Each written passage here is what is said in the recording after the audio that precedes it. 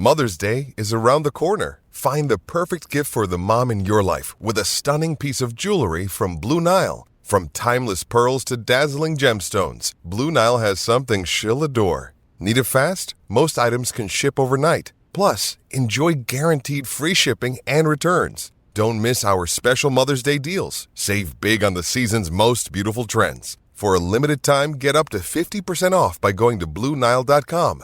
That's BlueNile.com.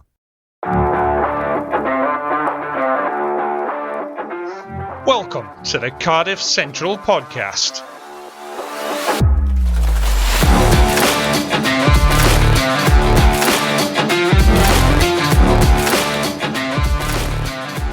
Hello and welcome to another episode of Cardiff Central. As always, I'm Harley in the hot seat and I am joined by both Carwyn and Dan this week. So how are you both doing, gents? Yeah, not bad, mate. Not bad at all. Yeah, all good tap. Excellent stuff. Good bank holidays? I was putting up DIY all weekend, so no, in short. That sounds like a great weekend. I was cursing whoever the Amazon gods were, or whatever we got the cabinet from, because they didn't explain how to set up a latch and a hinge, and I didn't have a flipping clue, and did the instructions the wrong way around. So spent the whole time trying to unscrew when I should have been screwing, and then unscrew and then screwing when I should have been unscrewing. That was annoying. Yeah, there we go. I said to you just before we started I wanted to rant about something. Here we go. If nothing else, I know how to push people's buttons. What about you, Dan? Just pottering in the garden for me, living my early midlife crisis, which is quite fun. Yeah, I'm very much the same. I've recently got into barbecuing and smoking, so as in smoking meat as opposed to cigarettes. Yeah, so did beer can chicken on the weekend. Oh, so good. I can Anyway, see Harley with a purple vape. Like, I feel like I'd give the Ben Affleck on the balcony energy, to be honest. Anyway, right, so we've got quite a fair bit of news to get through. So Cardiff have done a load of business this week and last week. So we have re-signed Harry Millard. We've also got fresh signings in Danny Southworth, Ed Byrne, Joe Cowell. And in the coaching department, we've also brought in Johnny Goodridge. I can't read my own handwriting. But a name I should already know. So what do you make of the business so far?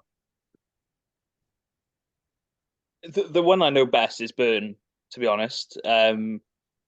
Very solid player. I can never remember. He was at Bristol as well, wasn't he? We both were at Bristol together, were they? And then he's got a brother, hasn't he, that also plays. I made this up completely.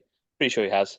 And he, he's a very solid player. He's not going to blow the houses down. But in terms of having a player that's going to be there pretty much all season, very consistent. I really rate it. I think it's a really good piece of business. I think he's good scrummager, decent around the park, and is going to, he plays a good understudy to Domachowski when Domachowski's away with Wales or unavailable because of injury. Absolutely. Yeah, he wasn't at Bristol. Just Brian at Bristol. Ed must have visited. Don't dispute. It's always a really good pickup.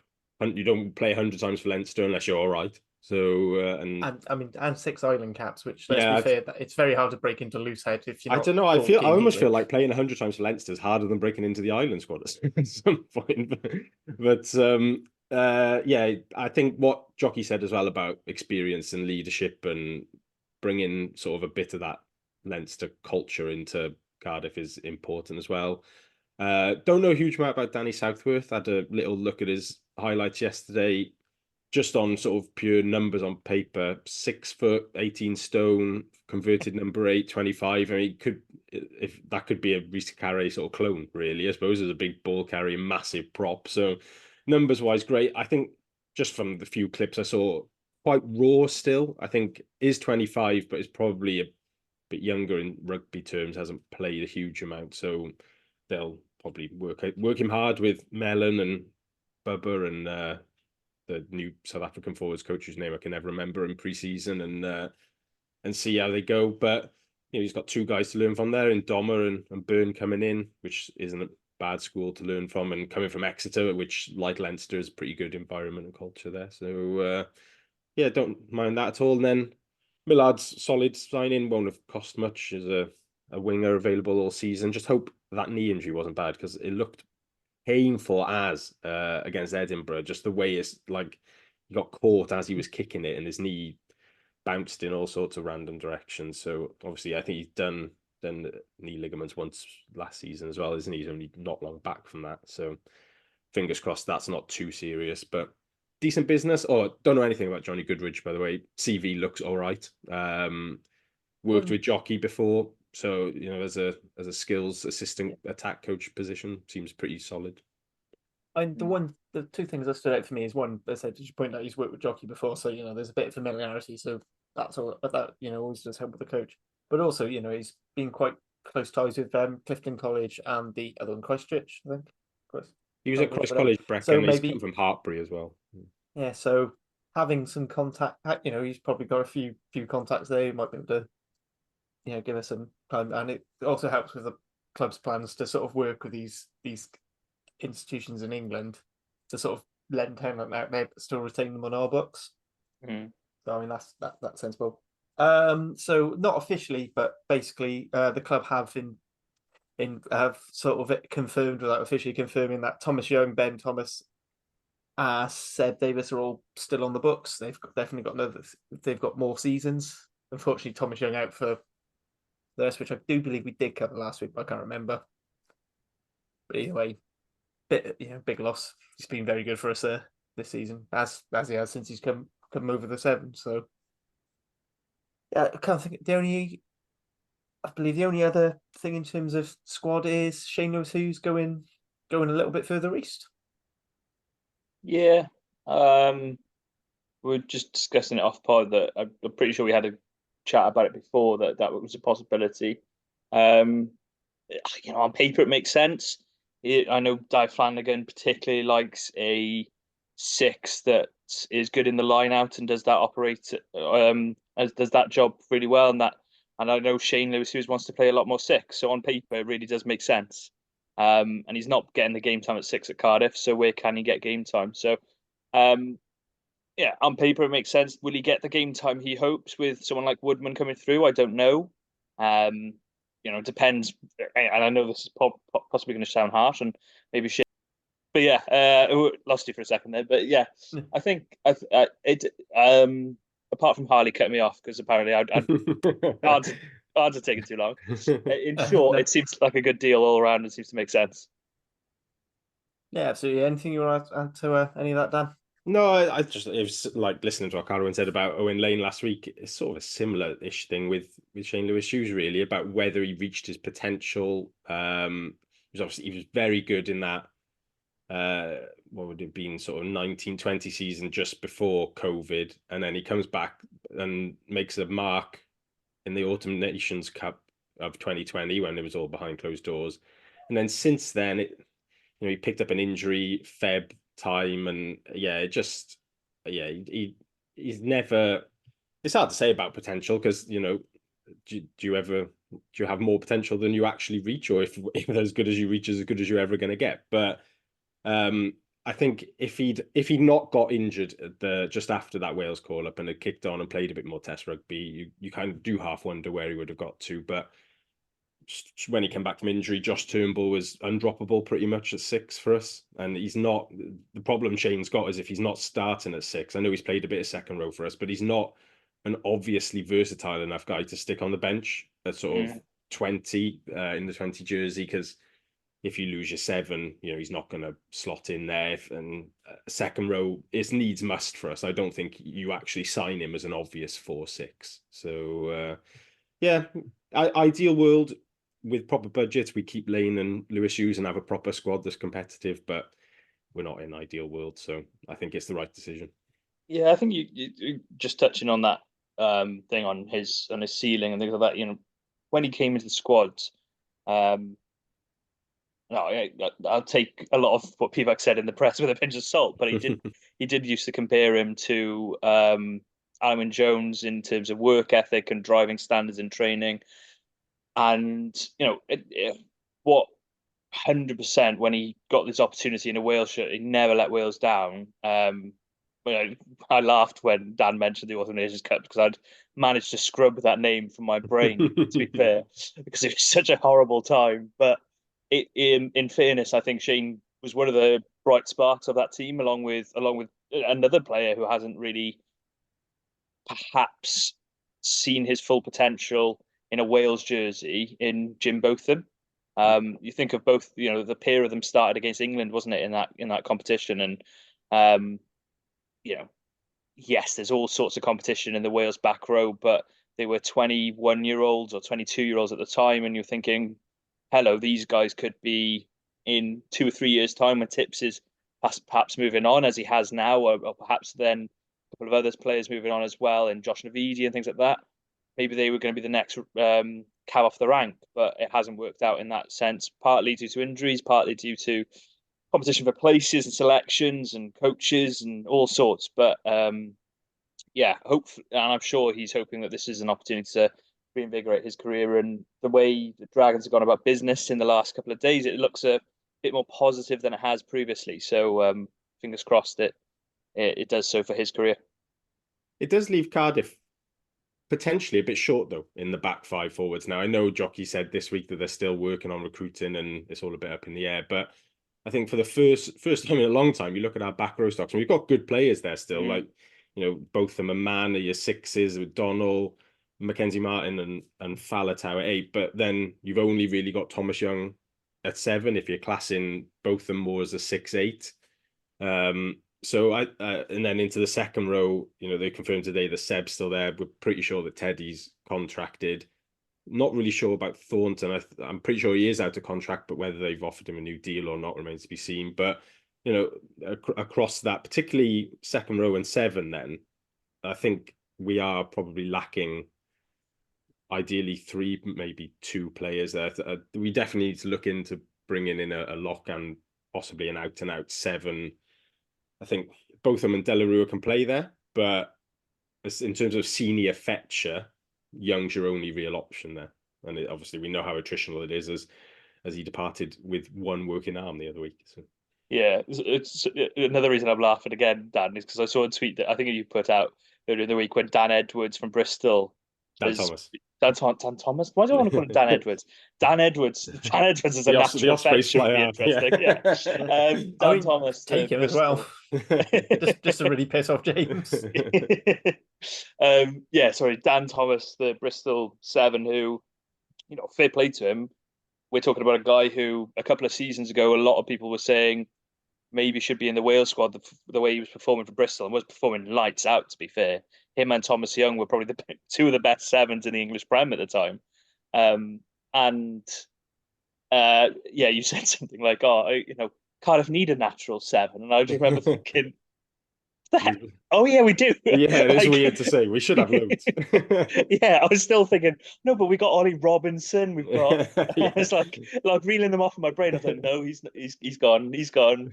It's bonkers. The interesting one is Delarue, you mentioned there. I know, having had a brief chat with him after Wales Italy, he sees himself as a 7. Which is interesting, as you say, because I think, like you, he's doesn't seem a natural fetcher.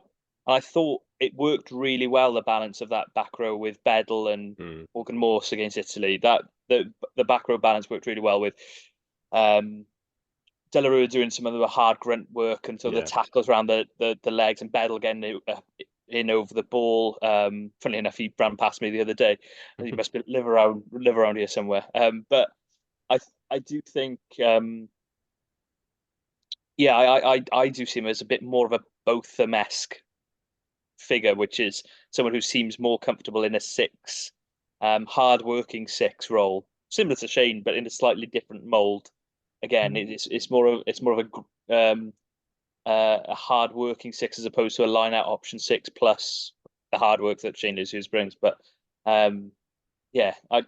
it'd be interesting to see what they see with De La Rua next season, if they see him as a 7 or as 6, or probably not an 8, but perhaps.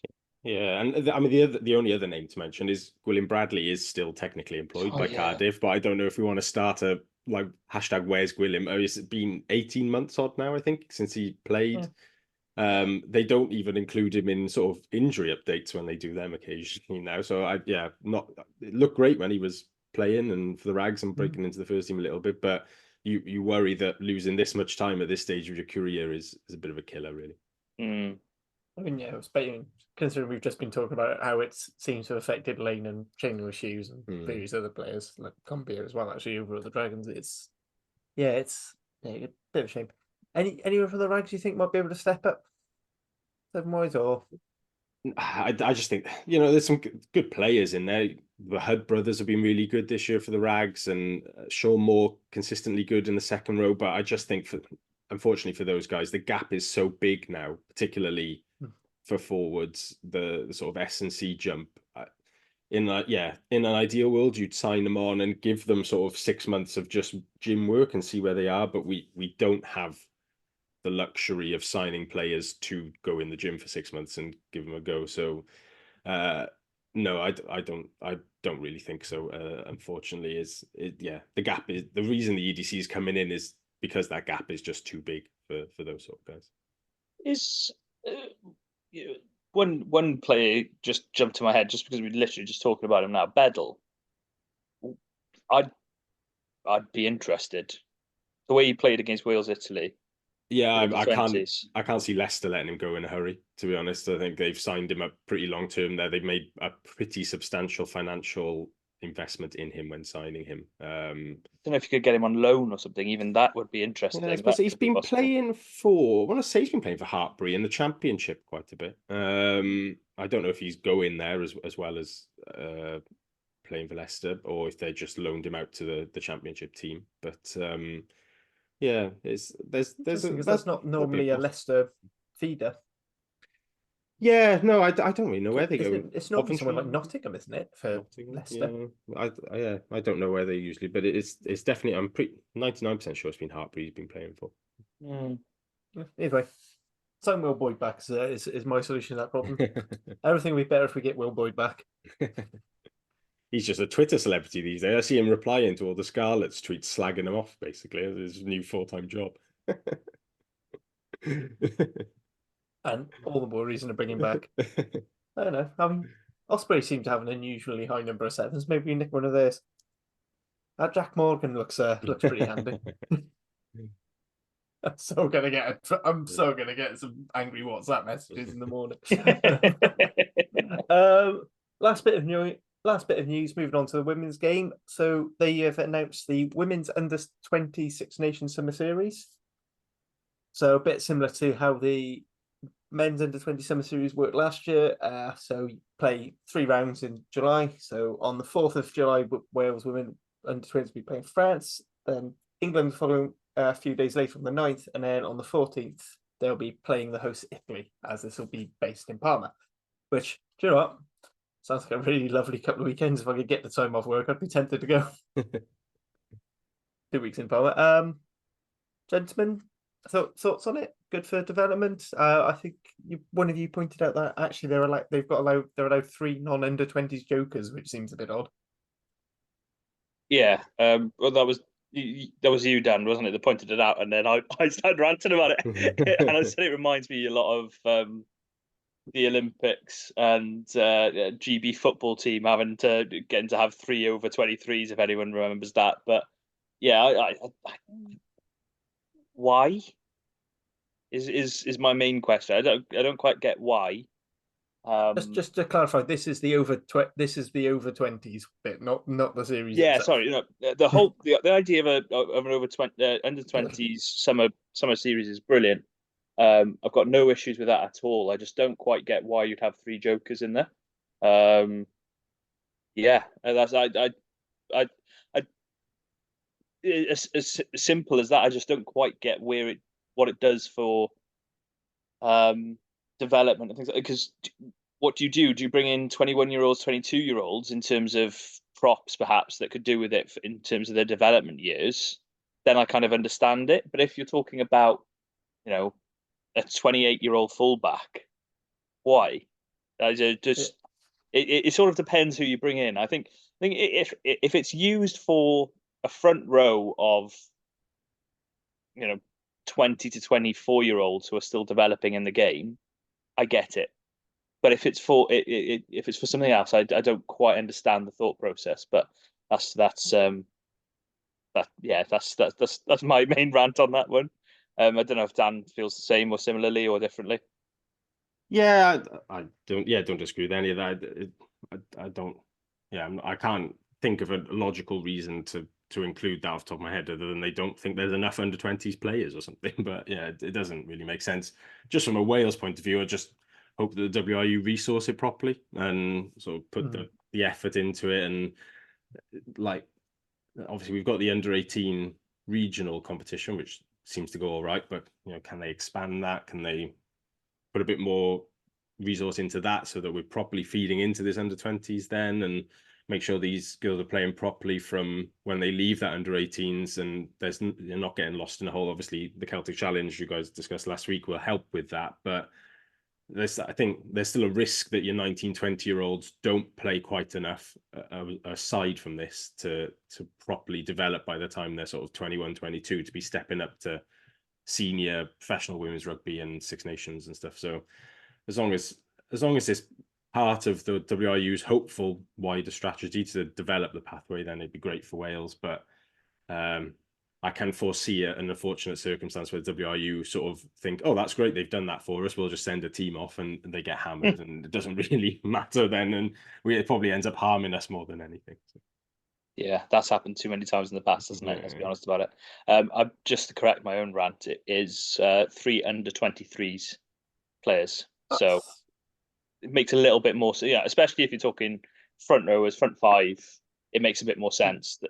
But yeah, at least we're not having. and with all due respect to Charlotte Harries, I did have a small feeling we might have Charlotte Harries joining, like a Craig Bellamy or Ryan Giggs, sort of join the ranks. But yeah, it does make sense a bit more. The only problem though is if you get like a 22, 23-year-old prop going up against an 18-year-old or 17, because actually some of these under-20s do have 17-year-olds, that could cause equal problems. But I think as long as it's used wisely, maybe it's just maybe there are a couple of players who've been a bit injured, maybe not. And if they sort of say, oh, they can't have senior appearances or something, that might be a good extra caveat on it. So I was just looking at the England women's squad. Sorry, quickly. Maud Muir's 22. She could play in it. This is where you've got to be. Like, Cecilia Tuipulotu is only 20. Yeah, that's true. Oh, maybe that's what we should do. Great idea. We're winning it. We're winning the whole thing. Just field her. Don't even need to bother with the other 22 jerseys. She's going at 12 as well. I just love to see her have one game at 12. Just be wonderful. And then might get a try scored by a back then. After a chat with Jockey the other week about like loving a ball playing 12, I've now got an image of him having to pick Cecilia Tuipulotu at 12 and just go, for fuck's sake, every week. Just looking at it, thinking, I want a ball playing. Yeah, but there's this amazing, like, physical beast of a 12 we can pick. Yeah, but I don't want it. To be fair, I think she could do a job for Cardiff. If you want any more Wales Rugby chat, just a quick plug for one of the other pods. So we're going to do a special bonus wrap episode tomorrow night. So me, Catboy Hugh Griffin, and Julia, who's basically big on women's rugby. We're going to just do a quick review of Wales Six Nations as a whole. Go for the basically, it's probably going to end up me saying the same rant I said on here last week, but with less praise of Rachel Malcolm. And moving on, so one game for Cardiff interest this weekend. That was the Premiership semi-final, but for the Rags up against Llandovery. Dan, you watched this. I was barbecuing. I meant to watch it. Which is why I'm terrible at this, and we had to get someone of Dan's expertise in to cover the Rags to help Carwin, so it's not all him. Yeah, Rags, I can't actually, was it 34-13, I think the final score, Yeah. something along those lines. The scoreline actually, I think, flatters Llandovery a little bit. I thought Rags played quite well. They managed the first part of the game really well, picked up a bit of a pointless yellow card, which probably should have been a red. I don't really know what Aaron Pinches was doing, but he definitely throws a punch. But I don't think the TMO picked it up quite on the screen. It was literally a case of the referee walks over to the side and looks at a tiny monitor like VAR, but worse. Um, uh, but yeah, so they managed the yellow card period really well. Score, good try. Morgan Allen gets over from close range, and then Llandovery have just got this ability to turn it on. I mean, they are so good for a semi-professional outfit. The sort of accuracy of their attack, their clinical edge, how they turn decent attacking opportunities into tries so regularly, and they just sort of they scored twice in 5 minutes, and then Max Page scored an absolute perler from the wing, and it just took the game away from us. But we were in it. We were in it for long periods. We defended really well, actually.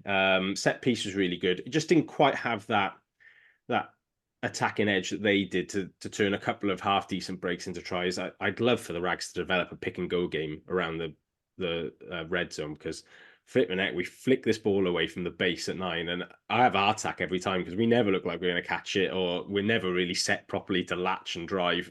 And we've got some really good players who could just pick and go. I mean, I back Morgan Allen from anywhere sort of inside 35 meters to pick and go and get over.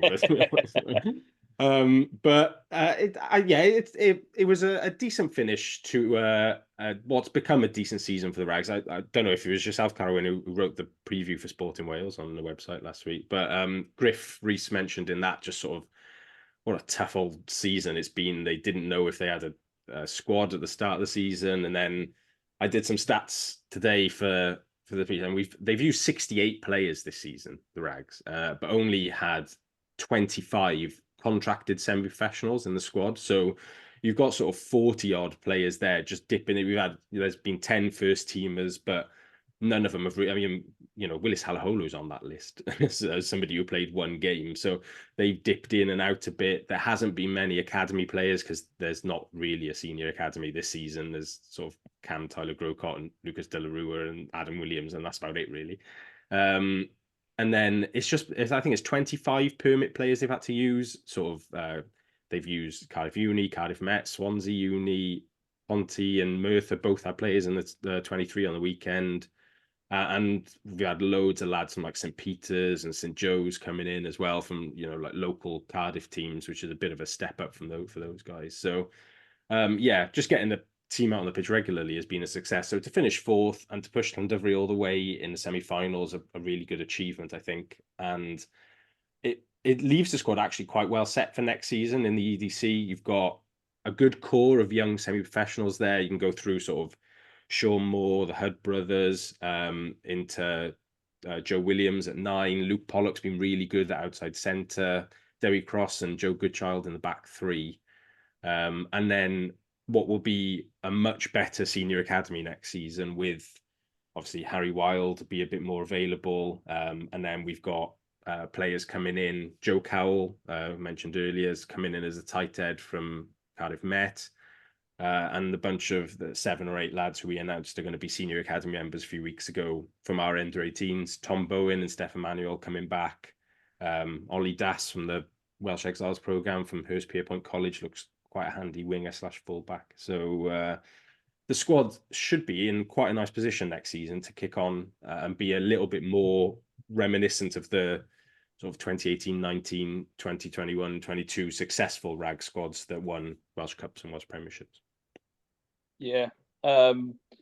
Basically, yeah, echoing what Dan said, and I'd probably go a bit stronger and say I think Cardiff, from where they were pre-season, start of the season over summer, I think they've overachieved.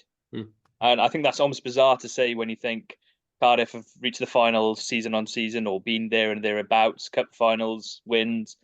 Last season, obviously, lost out to Llandovery in the final last year. But I think you looked at the start of the season, Ponty were going well, Pontypool were going well. Aberavon started, yeah. Pardon, sorry. I was going to say Aberavon started really well before Yeah, falling off as well. So. yeah, exactly. So you're looking at those teams and you're thinking, okay, it's going to be a bit of a bum fight really for fourth. And I think I use that term pretty much every week for about for about 3 months on this pod. But um, I think the situation that they've managed to get themselves into the playoffs semis and not been blown away by a very strong Llandovery side, including some really experienced players, some players that are obviously on some of those been playing professional rugby last season.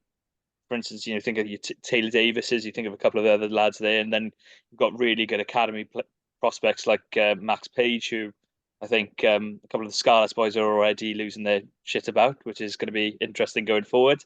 And rightly so, he looks a good prospect. But I think, yeah, that interview that I did with Griff Rees was quite eye opening when he said, "Look, I didn't know if we were going to have a squad at the start of the season," and he was just quite open about that. He's just like, I didn't know where we were going to get players from. And I remember chatting to him end of last season about it and saying, what is the prospect? And if you turned around to him and said, end of last season, what do you want to see? What do you want to see happen with these players? And you've ended up with 4 players that were in the Rags team last year in Wales shirts. You've then got people like Delarua playing against Toulouse in the Champions Cup. I think he would be really glad to see that happening. But that also does reflect, as you said, the situation that they had pre-season, situation they've had during the season where they've had to find players because that level of 20 to 24-year-olds they normally go to, they're not there. So they've had to go elsewhere. They've had to use Cardiff Met. They've had to use local clubs. So yeah, I really do think they've overachieved this season. So I think it's a really good achievement to reach fourth and not be blown away as well in the semi-final against a very good Llandovery side that are going to finish second in the final. I'm going to put my hand out on the limb, but that Newport side looked tasty as hell. Just a word as well for Llandovery captain Jack Jones. Really nasty looking neck injury late in the game. Totally innocuous, no malice in it at all. He's just carried into contact and sort of the top of his head's like compressed into his spine pretty much. A real shame that he won't lead them out next weekend as well because he's been a great player for them in the second row, but best wishes to him. Yeah, absolutely. And Colin alluded to it. So Rovers will be playing Newport in the final. Just a natural reaction. Yeah. So what looks like it should be a good game. I believe it's on S4C. Yeah, it probably will be. Yeah. Do you guys have? I can't read my notes. So I can't remember what I've written down for the kickoff time. Is it 3:00 again? They were 5:15 both last week, which is quite an S4C sport time slot on a Saturday evening. Yeah, so. it might be. I guess probably for even weirder per BBC Sport, which has been wrong before. 20-3. Ugh. 20-3. Police must have moved it earlier, expecting fan trouble. Must be fighting in the streets of Llandovery. Fighting the tractors coming down. Please allow extra time for feeding your sheep. God, that sounds bad, doesn't it? No, I gotta say, I only see that going one way. I really do. I think Newport are on such an upward trajectory. Llandovery would have to batter Newport up front to get the win, and they can do that. I'm not saying they can't, but the way Newport are playing out the back and everything else around Matt O'Brien, who will be available, he's assured me. It's going to be bonkers. I think they should win that. And I'm not going to say comfortably, but I don't think it'll be a one or 2 point game. I think it could be a 1-score game, but maybe 6 or 7 points. So on the right, we did do predictions this game. If you two want to throw them out, feel free, but I won't press you for them. Nope. What, for the final? Yeah. I can't predict a Newport win. I physically can't do it. So I'll have to say Llandovery by 50.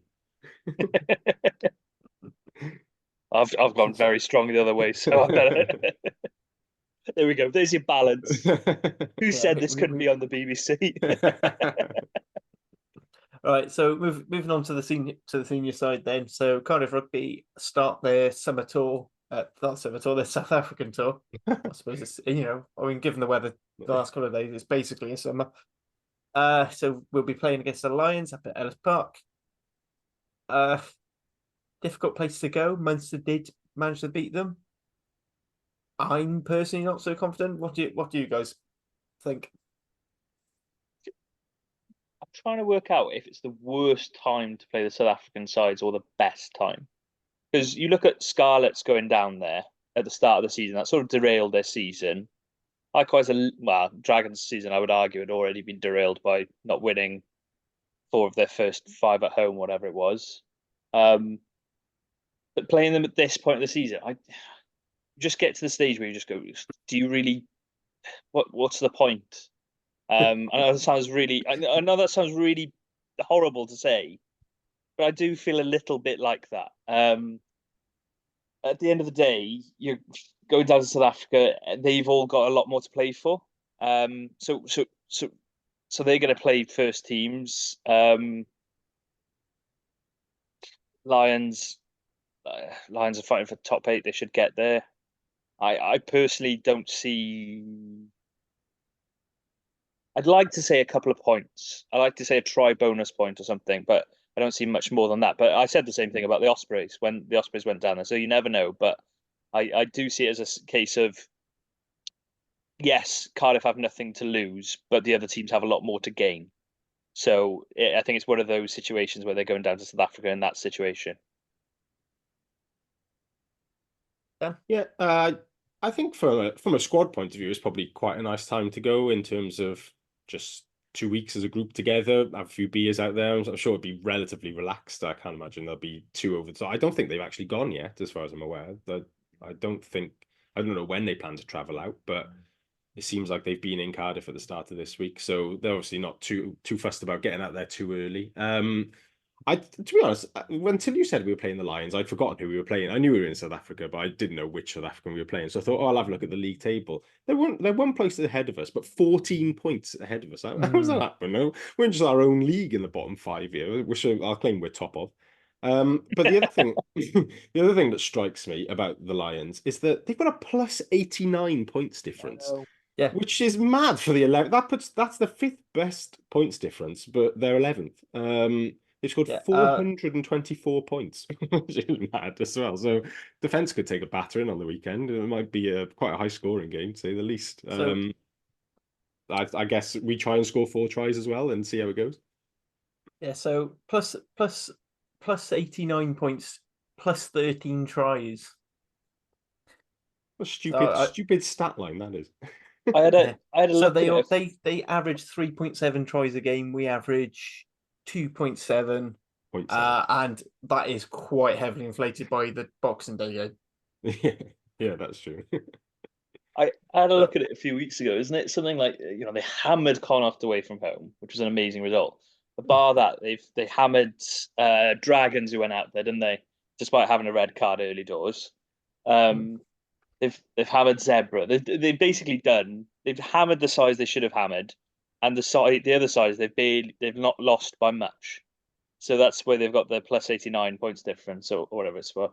I think that game is a write off, and it's about just not getting beasted, because I think, having said that, the other teams have got a lot more to play for. Sharks, obviously, all they've got to play for really is for it to be a tune-up for the week after, isn't it?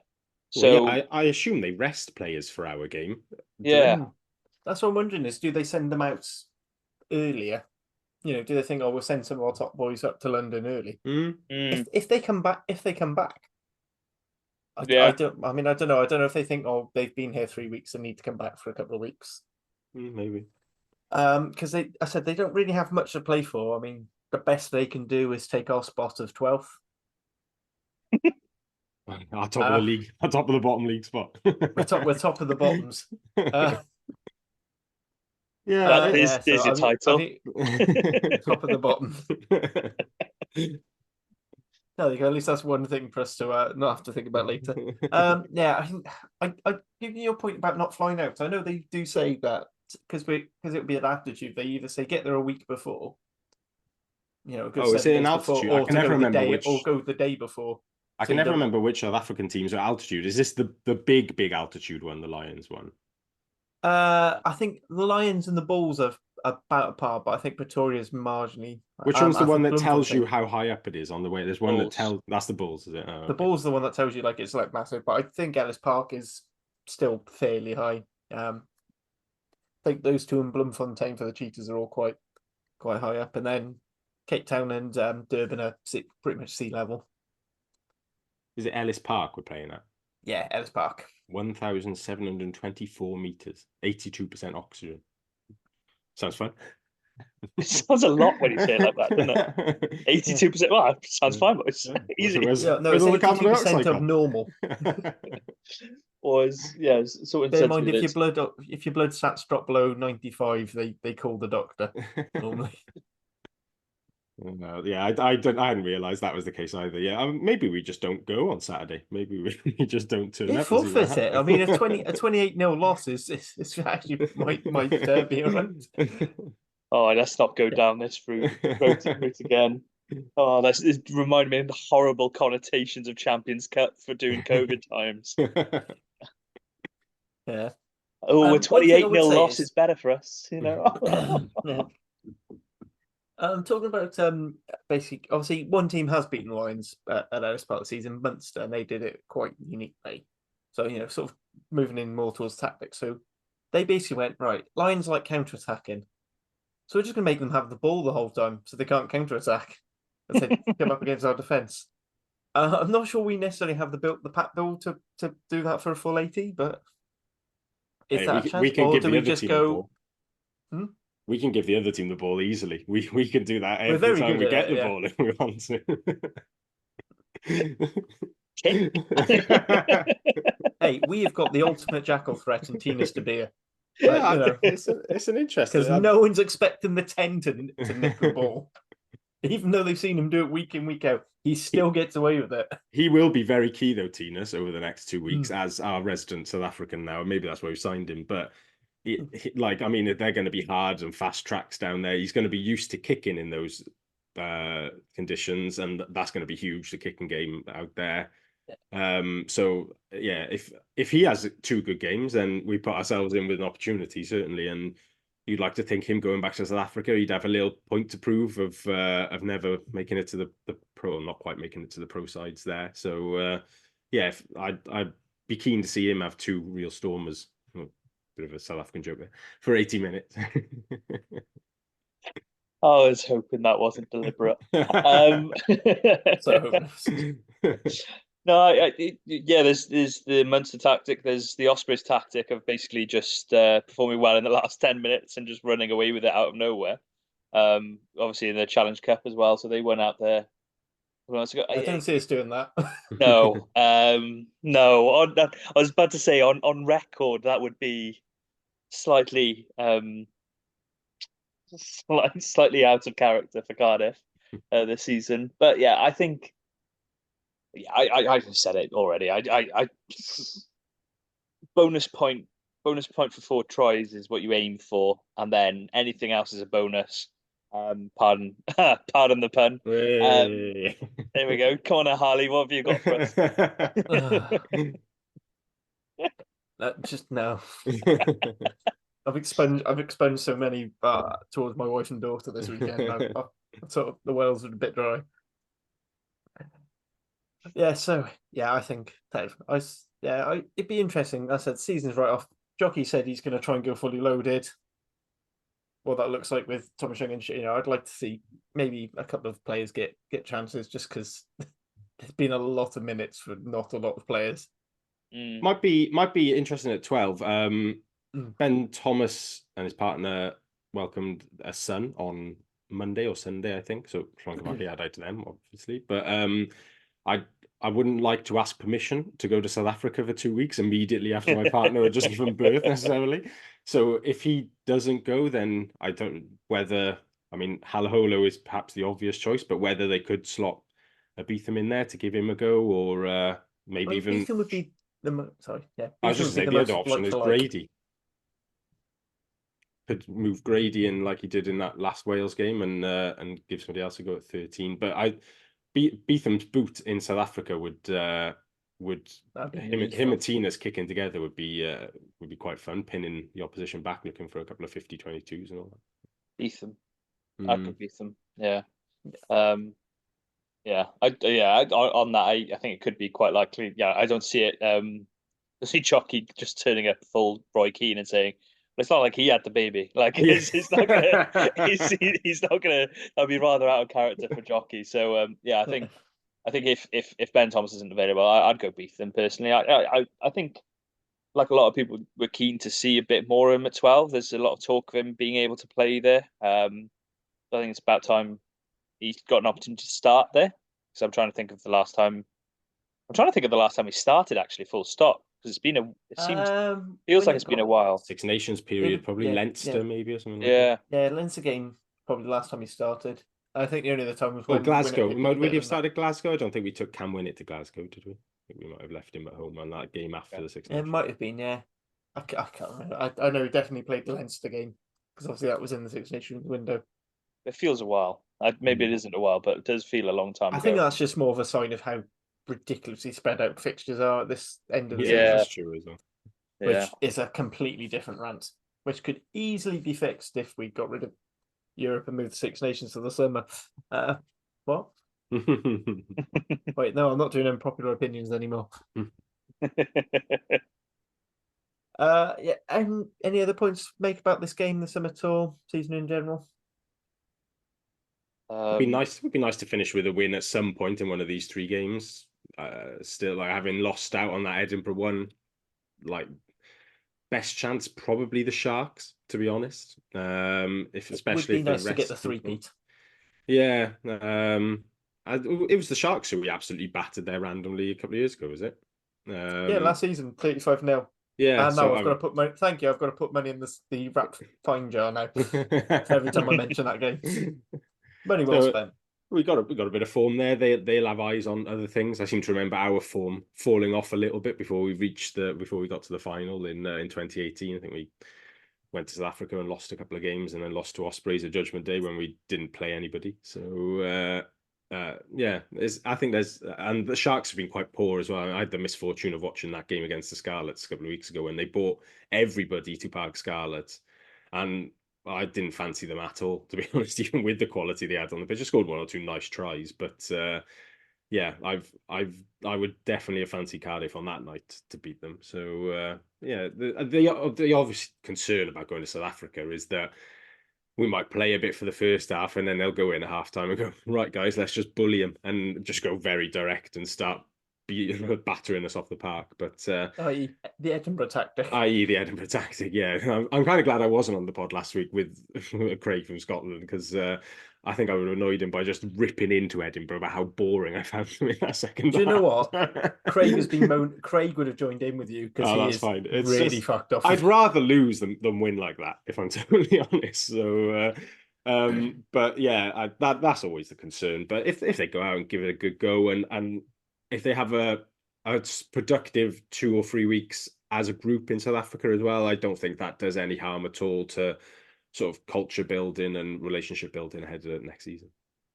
I think it'd be nice if Jockey sort of tries to go with the squad that sort of squad or team he's looking like for the next season. I know we can't obviously do that. Some players aren't going to be around or whatever.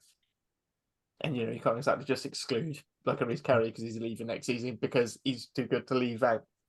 But it would be nice to start seeing, if Ben Thomas Grady is going to be our 12-13, let's give him another run out because, I think the longer they play together, the more in sync they're getting. And Grady's getting better at defending the 13 channel.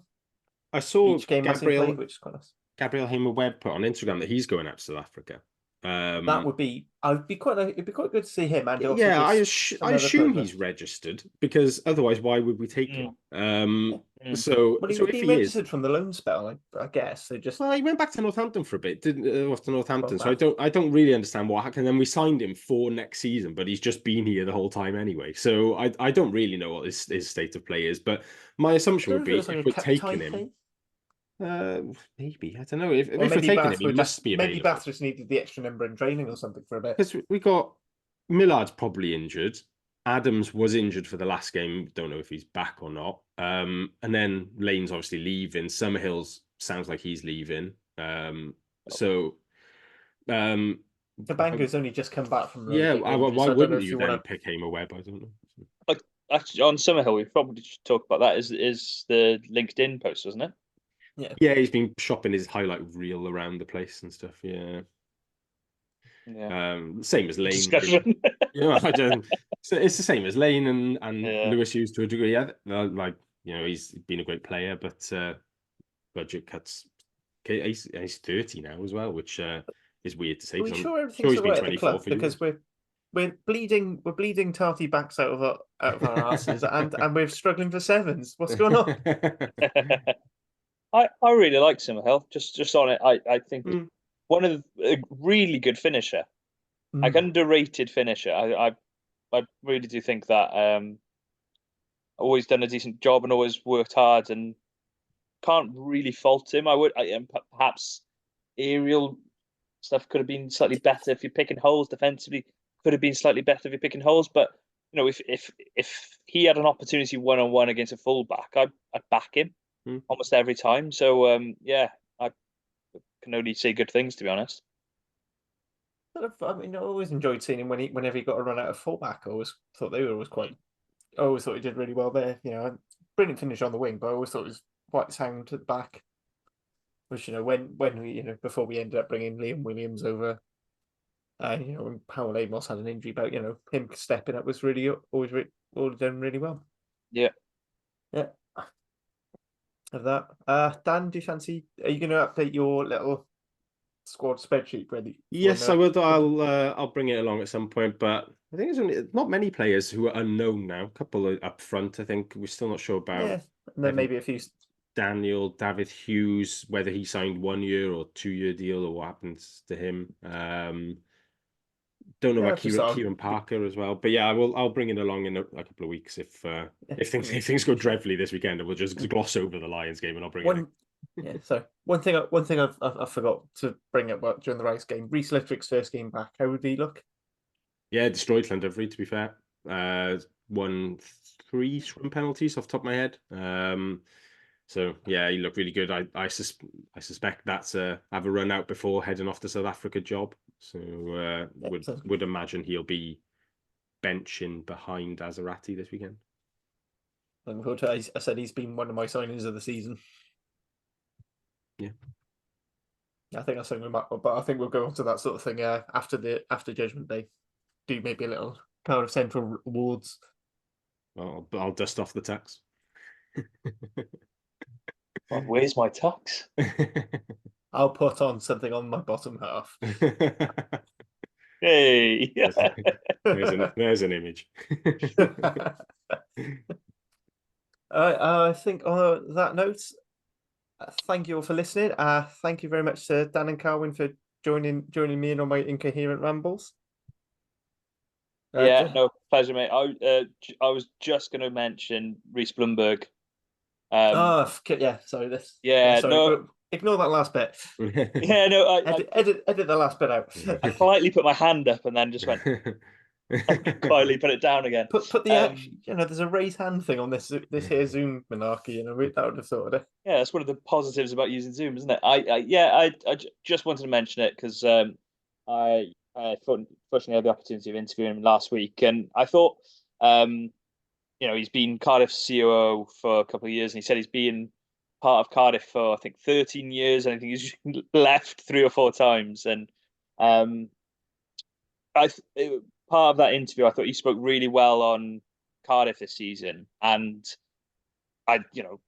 not saying he deserves all the credit or saying he doesn't, but he spoke about the messages that they sent out as a club, as a company, as a region, and I thought it was spot on about the positivity that they've tried to convey with the youngsters coming through, that they knew there was a good crop of youngsters with Alex Mann, Mackenzie Martin, Evan and Cam Winnett coming through, and they knew they were going to be a positive thing to rally the fans around, rally the troops, everyone around that culture. And I think that's a really positive thing that's come from this season, is how well the messages have been coming from Cardiff throughout the season. I've really enjoyed it, really taken pride in it, to be honest. In that a Welsh region has done that so well.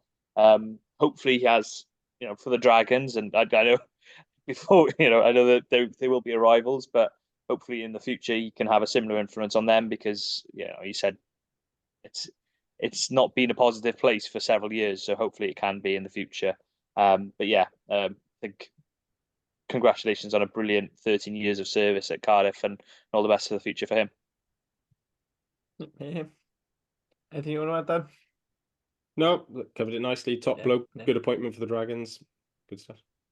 Yeah. When you say hope he has success, not too much success against teams in blue and black, preferably.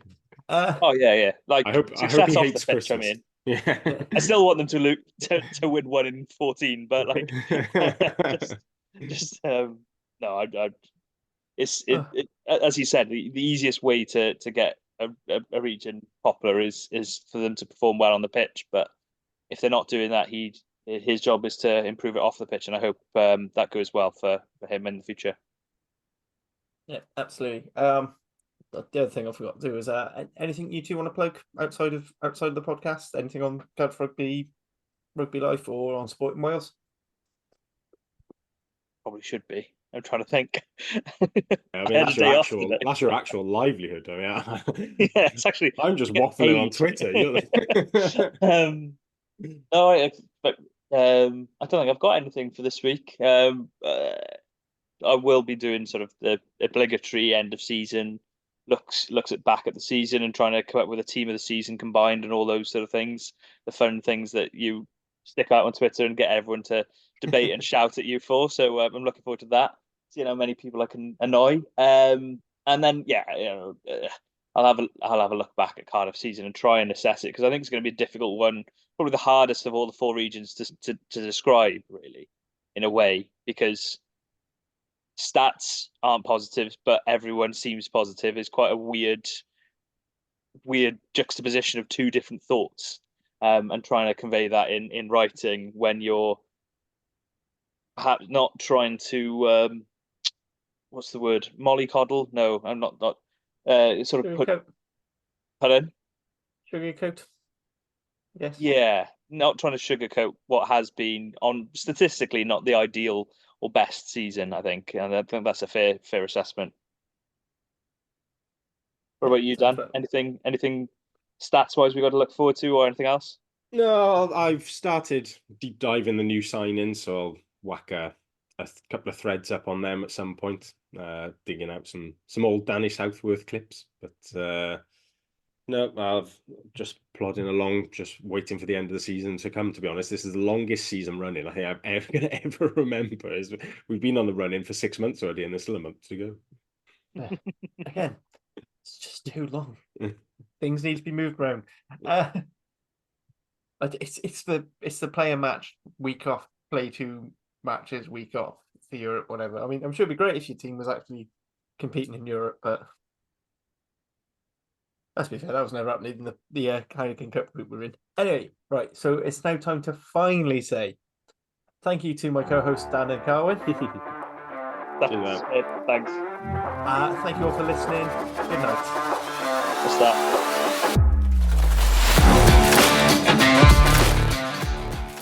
Thank you for listening to the Cardiff Central podcast. We hope you enjoyed the show. Please subscribe, rate and review wherever you listen to us, as it really helps spread the word. You can find us on all the usual social media channels, or email us on welshregionalrugbypod@gmail.com. And remember, whatever the question is, rugby is always the answer.